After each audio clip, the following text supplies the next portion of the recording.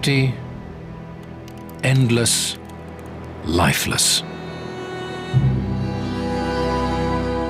In man's primitive form, we could not survive the Arctic.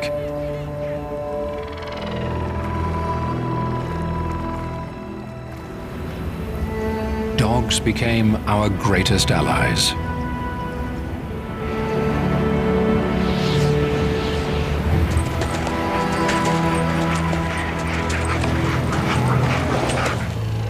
They're our eyes and ears, our strength and stamina.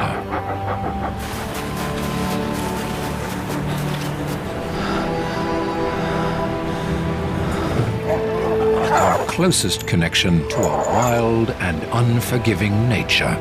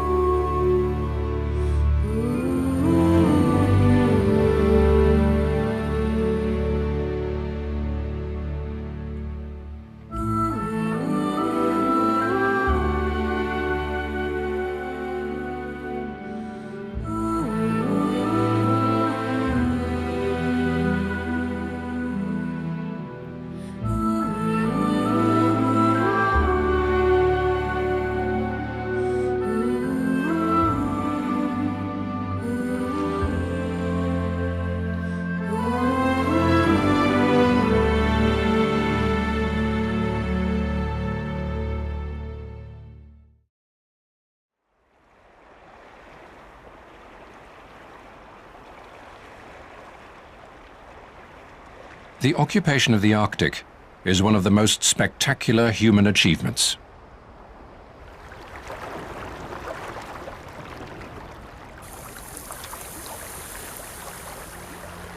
To survive here, man relied on his cooperation with the species that is far more than just a best friend. Conditions are too extreme for either man or dog to survive alone. But together, they have become native to the vast white expanses.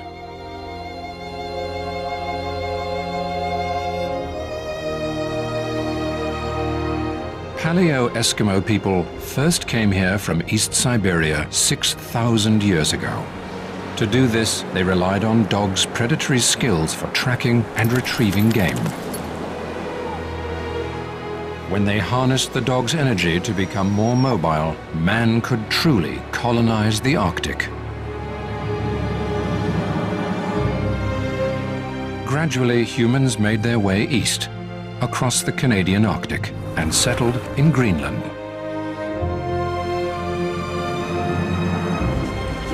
Here, on the planet's largest island, people bred dogs to reach the pinnacle of their performance.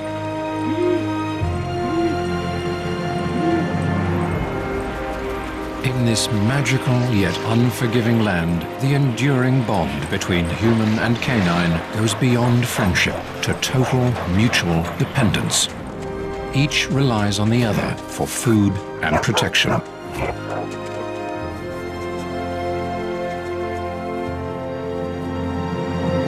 With men as their custodians, Greenland dogs have become the ultimate ice dogs.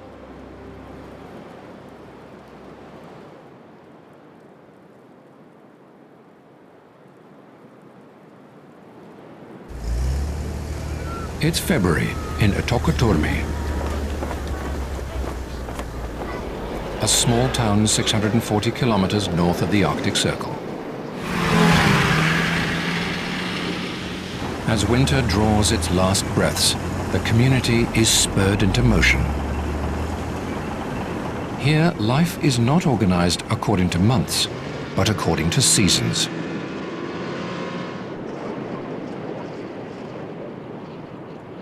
For the town's most important inhabitants, the end of winter brings the end of a long wait. working season is almost upon them.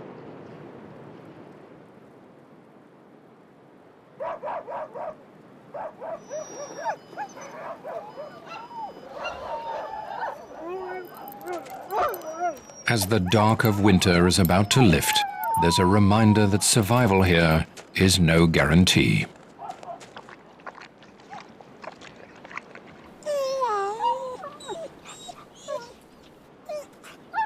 Minus 27 degrees Celsius was too much of a challenge for this new mother. Her puppies have frozen. In the Arctic, the most basic laws of nature apply. Only the strong survive.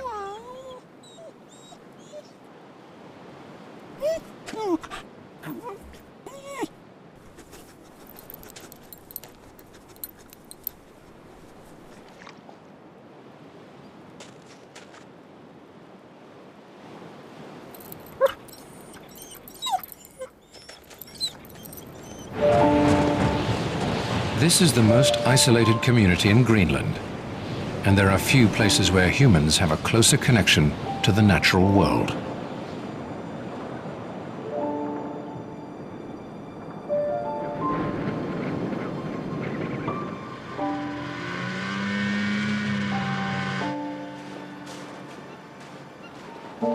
As the sun returns to the town, it signals the beginning of hunting season.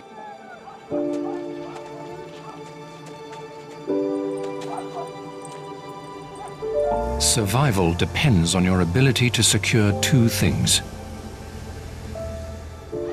warmth and food. The majority of people here still depend on hunting for both.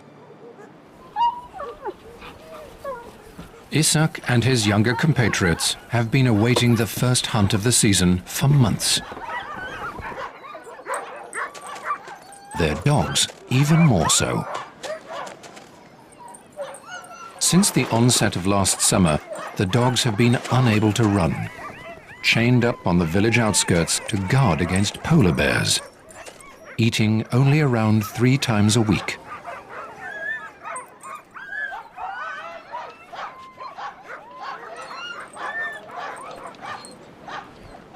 Thorough preparation is essential to survival, and only Isak can make the call when it's time to set out. The team lives to run, and as they shake off the dullness of inactivity, their anticipation is palpable.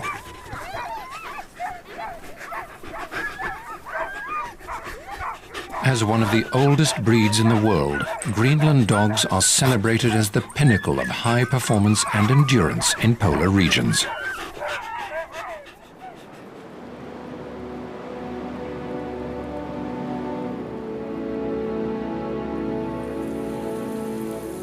In 1911, Norwegian Roald Amundsen and his team relied on Greenland dogs to beat Englishman Robert Scott to the South Pole. Before heading off, Amundsen spent time in Greenland learning from the Inuit. Scott relied on ponies in his quest, whose coats got drenched in sweat and froze, leaving his men to haul themselves to the pole. When they got there, they found Amundsen had beaten them. The Norwegians returned safely. Scott, tragically, did not.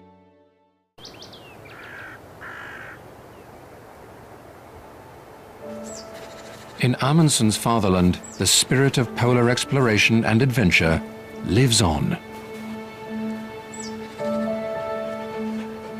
Some, like Hofart, seek out the solitude and adversity of Arctic adventure, following in the footsteps of those who have gone before. The wise learn from their predecessors and work with Greenland dogs.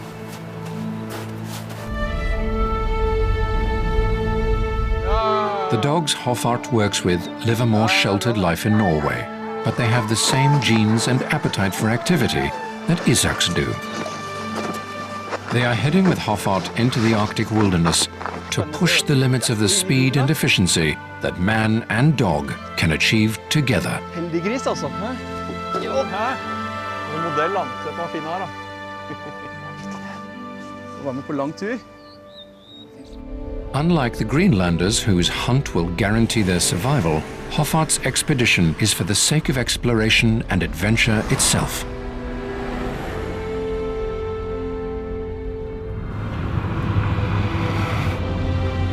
On the road to the coast, the heart and mind long for the quiet rustle of snow under a sled.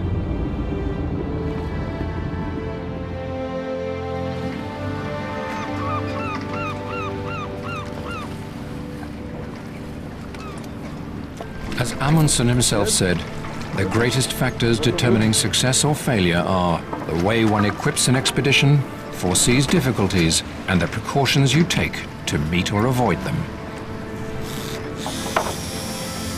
Preparation is everything. The ship Bor eventually slips its mooring in Bodø, just north of the Arctic Circle.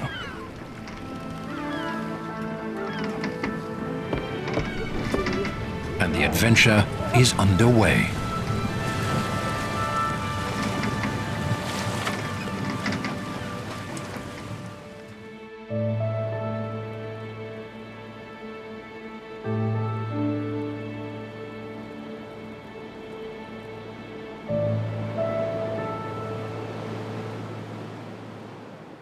1,500 kilometers to the west, and 3 degrees further north, the Greenlandic hunters are also on the move.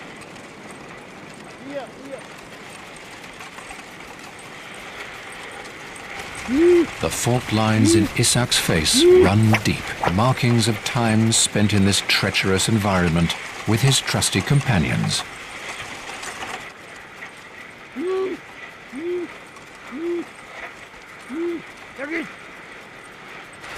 As the team heads out over the frozen tundra, the dogs can finally run, and they take to the task with relish.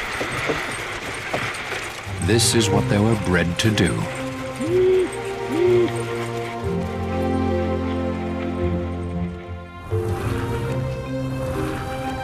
Their journey takes them north through Scoresby Sound, one of the largest fjord systems in the world, toward prime hunting ground in the highlands of Jameson Land.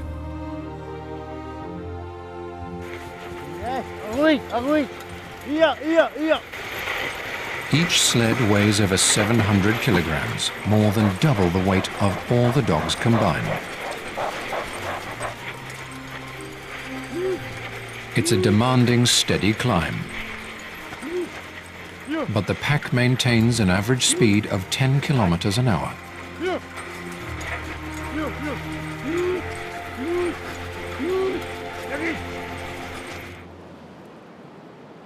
Every 4 hours, the dogs get a well-deserved break.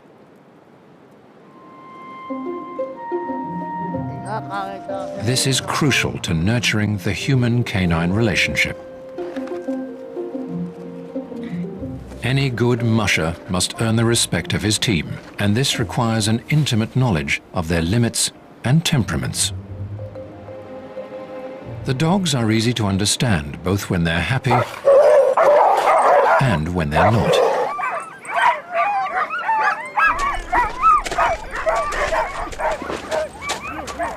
When called to the task, they charge eagerly forth.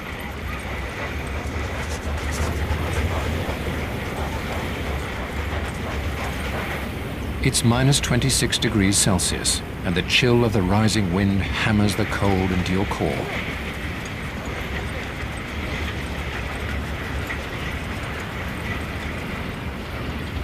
Still, the team presses on into the bite of an approaching storm.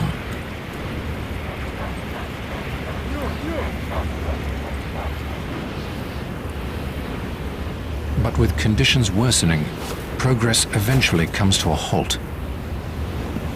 The team takes refuge in a small hunter's cabin.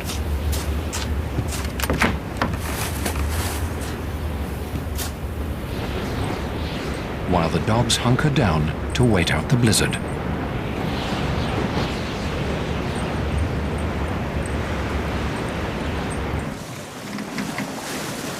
north of Norway, Bor is well underway.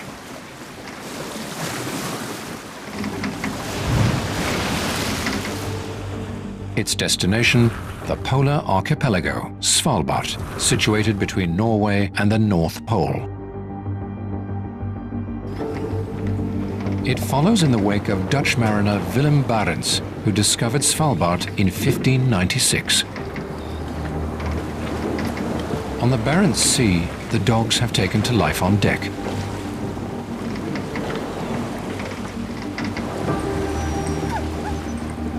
There's time to bond with their musher and relax. But this ocean is unpredictable.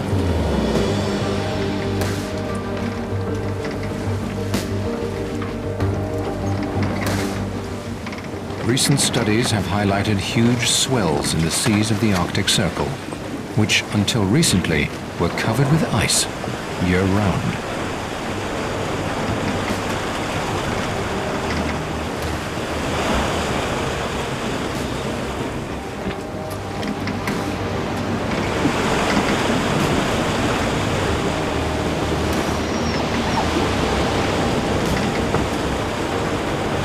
When the storm hits, it's a violent ordeal.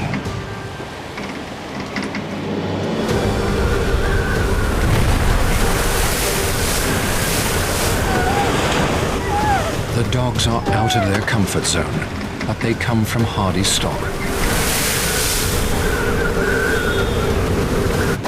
And their musher is on hand to ensure their safety.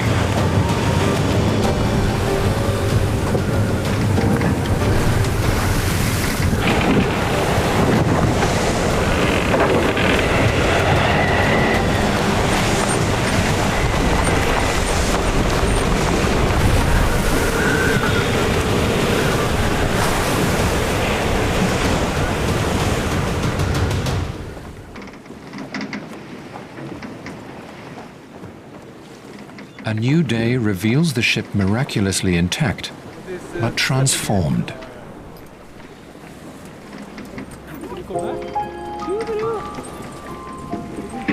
The dogs emerge gingerly, but unharmed.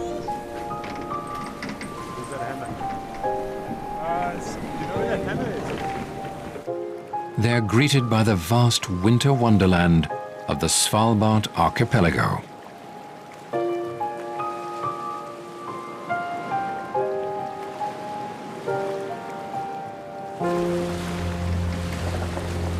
Over the following days, it's smooth sailing around the coast toward the predetermined landing point. After the perilous journey, the mesmerizing world of Svalbard is a picture of total calm.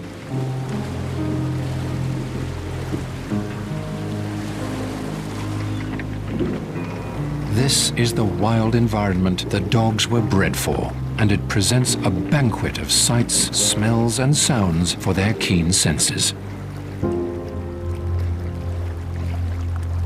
Below the ice, walruses can find enough shellfish to fuel their bulk of around 1,200 kilograms.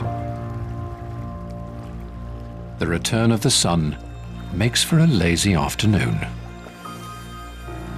And it's not just walruses enjoying it. A polar bear mother has emerged from her den with her 2 cubs. They're around 3 months old and revel in the wonders of their world for the first time. Their cuteness belies their future ferocity.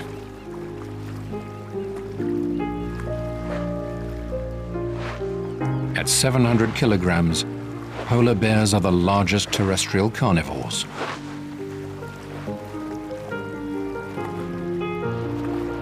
No creature is more at home in the snow and ice.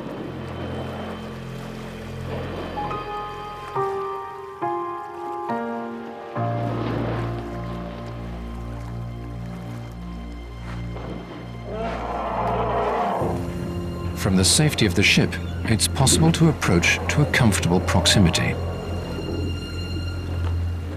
But these predators can run at up to 40 kilometers per hour. On land, the team will rely on the dog's keen senses to avoid bears at all cost. Man and dog are eager to set their feet on terra firma. But patience is key.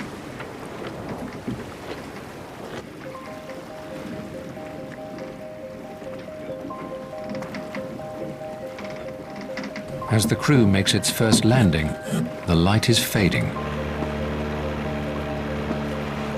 Unprotected and out in the cold, it's a race against time. The ice edge is prime hunting ground for polar bears, so camp will be made on higher ground. It's knowledge like this that helps keep man and dog safe. Over the thousands of years since we domesticated them, dogs' brains have shrunk by about 20%. While they do the smelling and listening for us, we do much of the thinking for them. As the ship sails, the men are left to their own devices.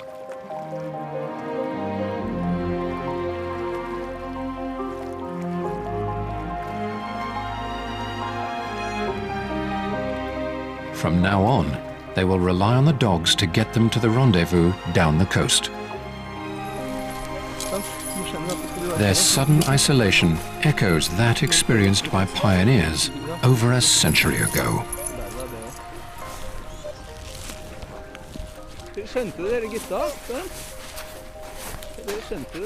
In 1893, 18 years before Amundsen raced Scott to the South Pole, Norwegian Fridtjof Nansen purposefully froze his ship Fram into pack ice. He hoped the currents of the Arctic Ocean would carry him to the North Pole. When it became clear they were drifting in the wrong direction, Nansen and Hjalmar Johansen left the ship to make for the North Pole with sledges, kayaks, and 28 dogs. At 86 degrees north, they turned back. It was the closest to the pole anyone had been. Having lost their bearing, they endured more than a year of ultimate survival in extreme conditions. In the summer, they navigated open water by lashing their sledges to their kayaks to form a catamaran. In the winter, they hunkered down to survive the storms. Eventually, they miraculously came upon the expedition of Frederick D. Jackson in Franz Josef Land.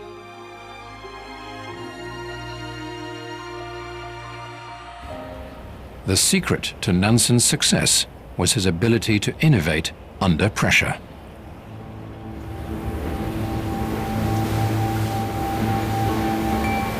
In Greenland, the dogs wait patiently for relief from the relentless storm. Blizzards here can last days or even weeks.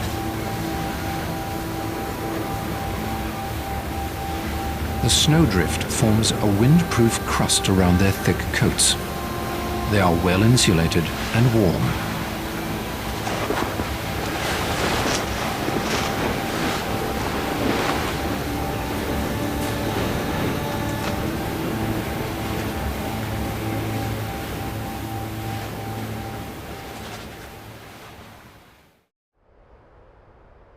"36 hours go by before the storm passes.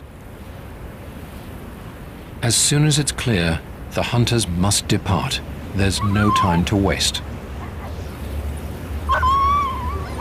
As they get rigged in, the energy of each dog adds to the collective,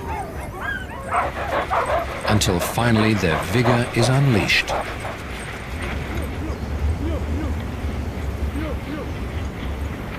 At minus 36 degrees Celsius, Jameson Land is a brutal and unforgiving place. As the team pushes to a higher altitude, signs of their quarries start to appear. Barely visible, the grazed ends of grass tufts tell Isak there are musk oxen in the area.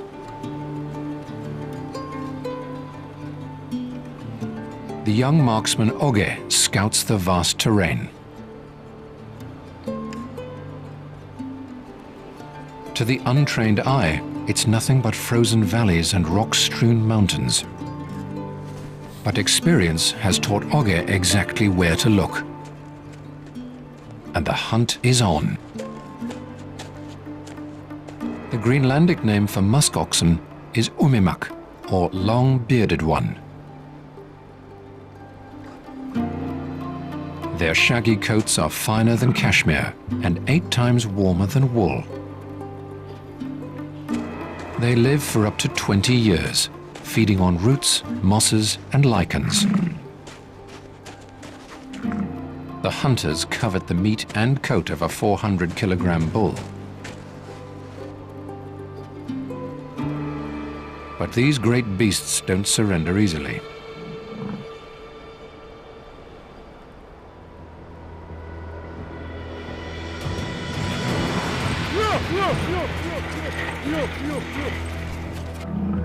It's not in their nature to run, as they'd quickly overheat. Instead, as the hunters approach, they form a defensive huddle. 2 of the excitable dogs are cut loose.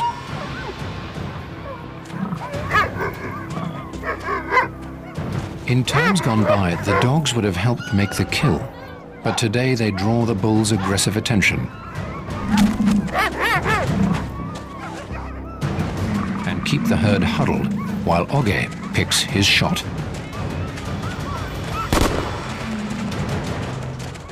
It's a quick end for the proud animal.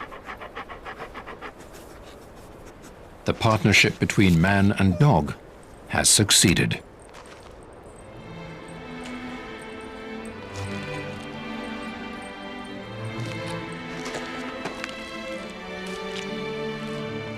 Nothing goes to waste, and the dogs share in the reward of the hunt. In Greenland, as elsewhere, modern man's link to history is through tradition. Isak and Åge live according to the customs of their people. Åge is expected to return to the village as soon as he has enough meat. The rest of the team will head to the coast to continue the hunt.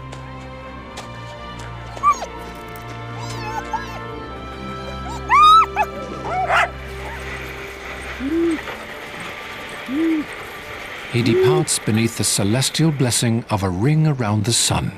It's a good omen of new beginnings, appearing with the approach of spring.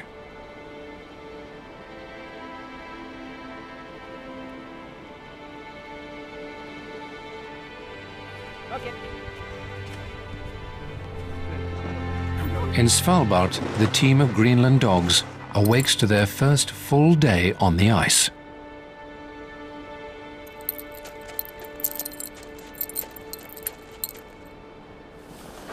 Their equipment echoes their modernized life. Lightweight and durable, the whole camp packs onto narrow sleds.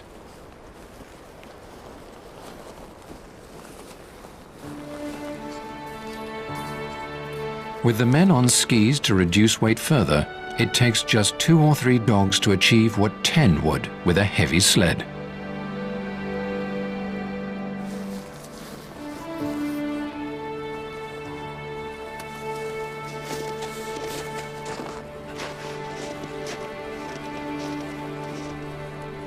At last, the dogs have the chance to run.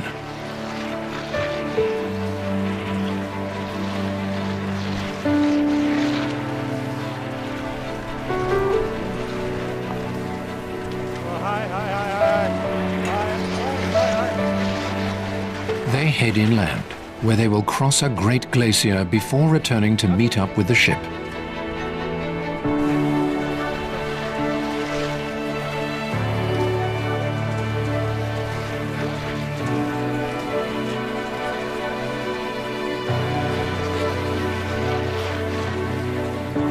The purpose of the mission is to gain insights into the most efficient methods of movement across challenging terrain. Innovation and human endeavor have always been at the core of polar exploration. When you're racing against time, efficiency is everything. Different configurations of man, dog, and sled yield different results.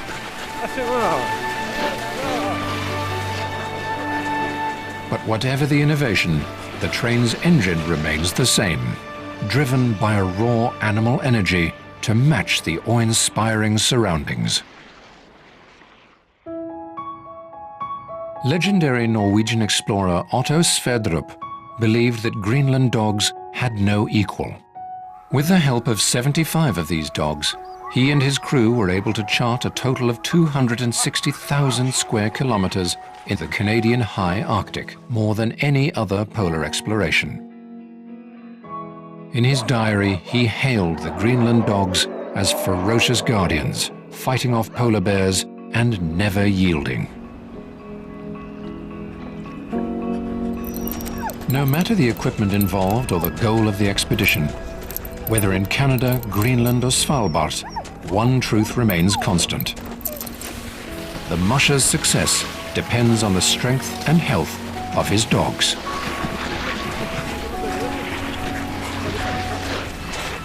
The right build and a sound gait are essential to a good working dog, and Greenland dogs are physically evolved to be elite athletes.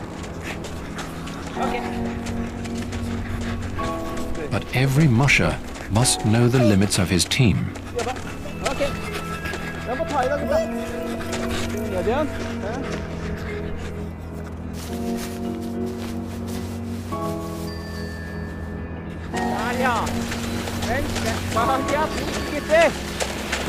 Sometimes the dogs need a little help to overcome a challenge.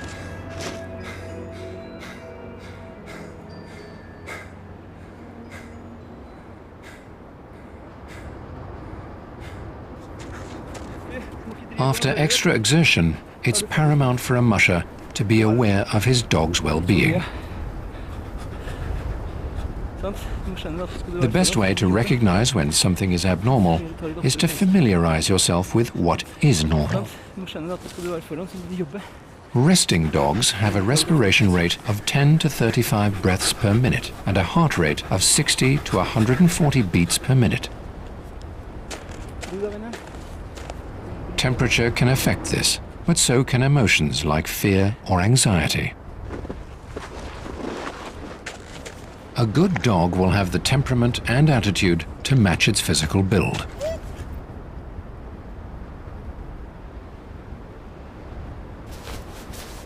And a good musher will instill a sense of calm confidence in his team.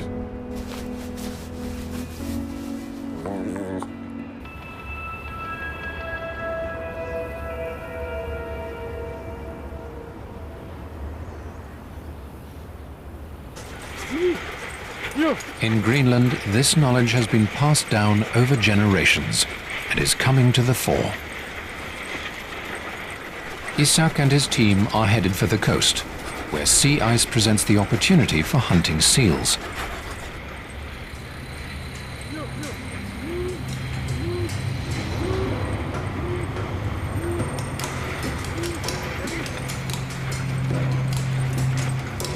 En route, they meet with Akaru, who will join the hunt for seals in Åge's stead.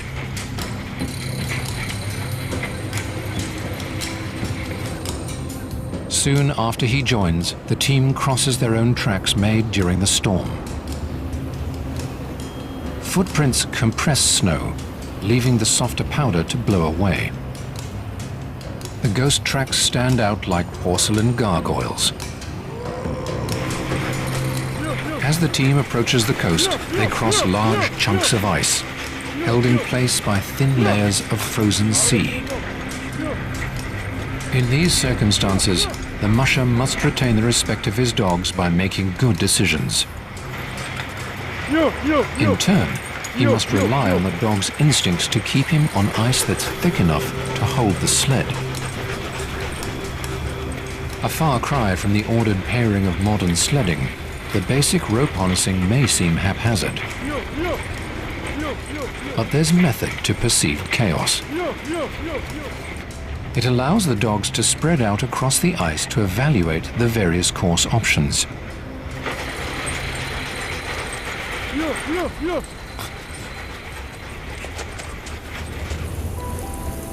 The ephemeral nature of the ice makes it unpredictable and dangerous, but also mesmerizing.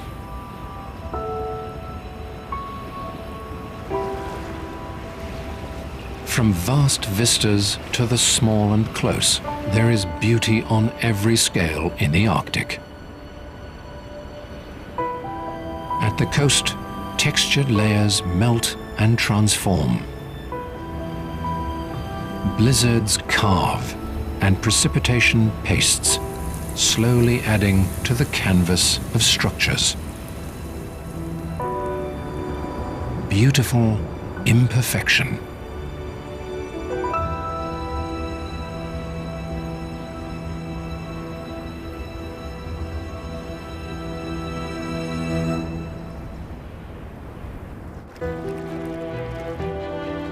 As Bor sails the coast of Svalbard, the islands present icy beauty of their own.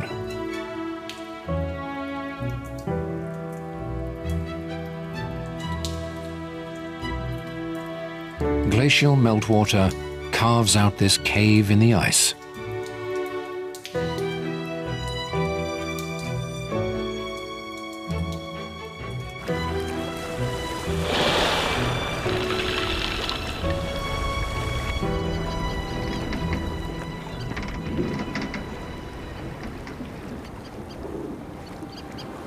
Bor's crew takes advantage of a rare and special opportunity. With the help of basic modern tools, they moor the 80-foot steel vessel to a sheet of ice. This ephemeral floating structure presents all the permanence and stability that the ship needs.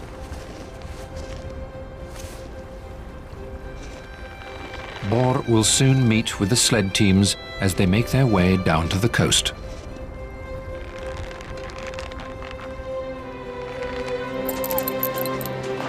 The work of the adventurer never stops. Isolated in the Arctic with finite resources, every second counts. You're either moving forward, eating, or sleeping.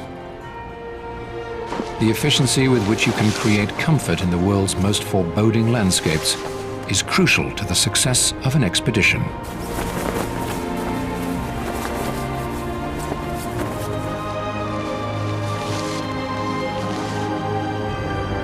There is an inherent competitiveness in polar exploration. For many, the desire to succeed is built on nationalist sentiment. Some of Norway's greatest heroes are the polar explorers of the past. But for some, it's more personal. In 1909, American Robert Peary claimed to have been the first man to reach the North Pole. His fellow countryman Frederick Cook disputed this, claiming he himself had reached the pole a full year earlier. This was the beginning of one of the greatest controversies in polar exploration. Whatever the truth, each relied on Greenland dogs to stake their claim. Cook took 103 dogs. Peary's team was 246 strong. A century ago, it was who can reach the pole first. Today, it's who has the courage to search for new ideas and test known limits, who will strive to develop that which will inspire people tomorrow. How far and how fast can you travel with only the essentials, powered by the enduring canine energy? With no dead weight, the dogs and musher can combine energy to fly across the ice.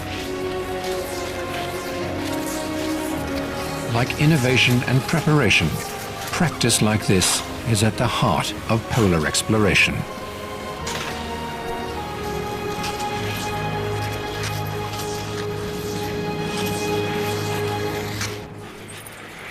For Isak and Akaru, there is little vanity involved in the seal hunt.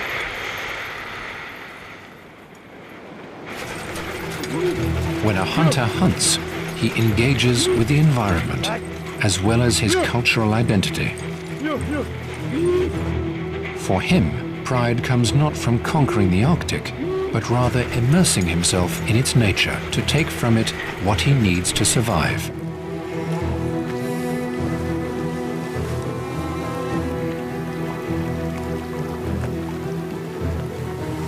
Despite the threat of polar bears, ringed seals are naturally inquisitive.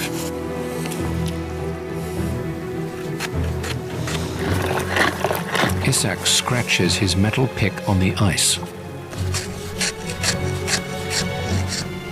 And a speck soon appears in the rifle's sights.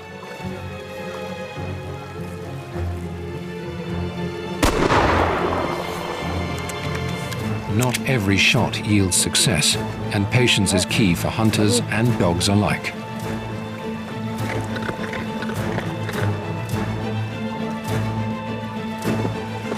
It's only a matter of time until they hit their target.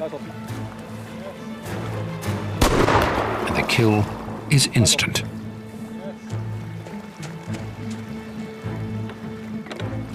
To Isak, in both success and failure, it's important to maintain respectful thoughts and behavior towards an animal. Before, during, and after a hunt.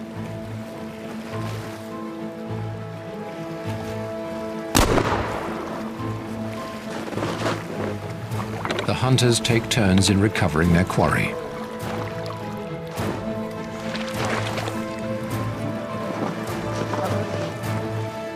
It may seem an ugly business, but it's their survival, and they take only what they need.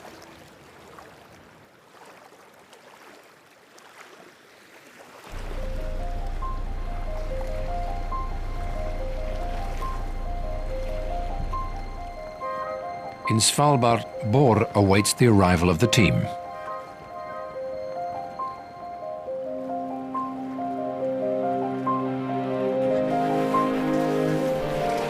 Eventually they arrive in good shape and high spirits.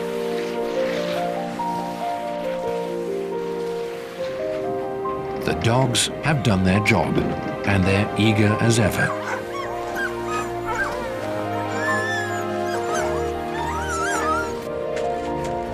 This endless enthusiasm has been tapped to push them to their limits, but their work is over for now.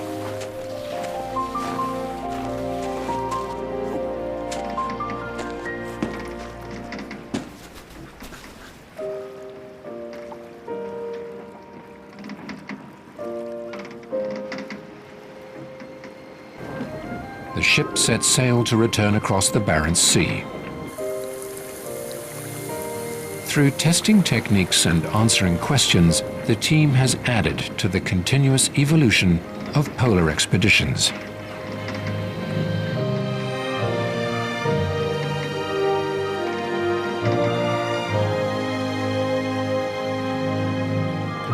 But while man may help shape the future of exploration, it's the dogs which remain the constant driving force of our endeavors.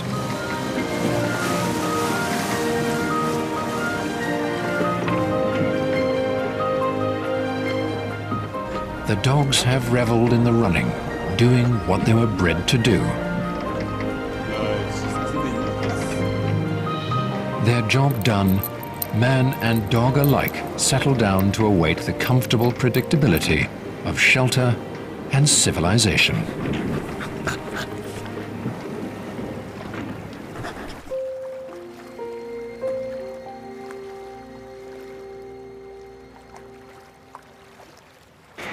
In Greenland, after the successful hunt, the dogs' work continues as they head off on their own homeward drag. The people of Itokotormi are relying on their swift return. As evening sets in, the hunters come across bear tracks in the snow.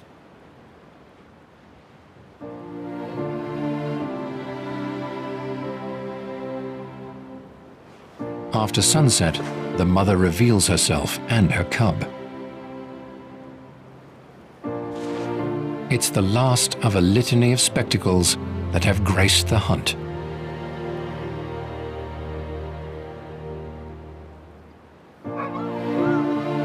With the rise of the half moon over Scoresby Sound, Isaac's travels come to an end. He has come back with a rich bounty, but more importantly, his respectful relationship with the natural world intact.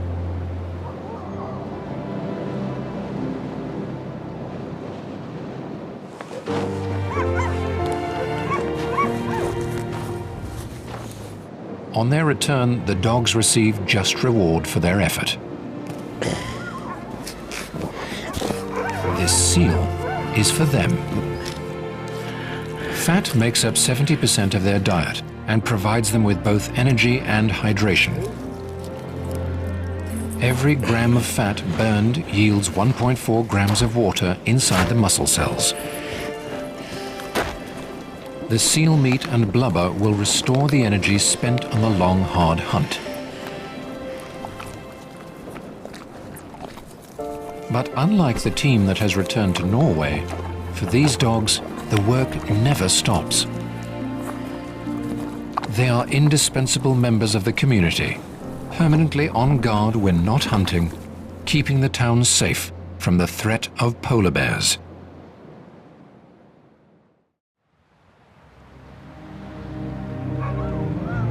With the arrival of spring, the days grow longer.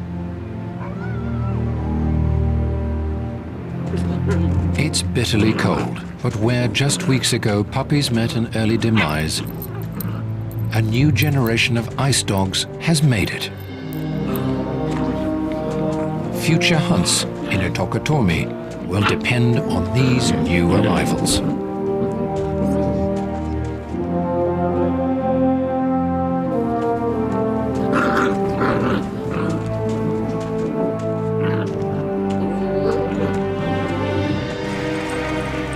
More than 15,000 years of human tinkering have allowed various dog species to evolve to what they are today. This creates an inseparable link between humans and their canine companions.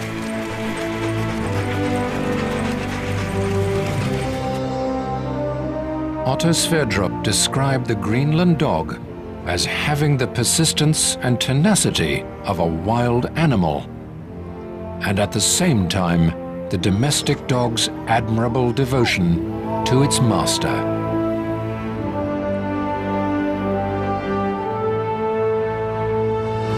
It is the wildest breath of nature and the warmest breath of civilization.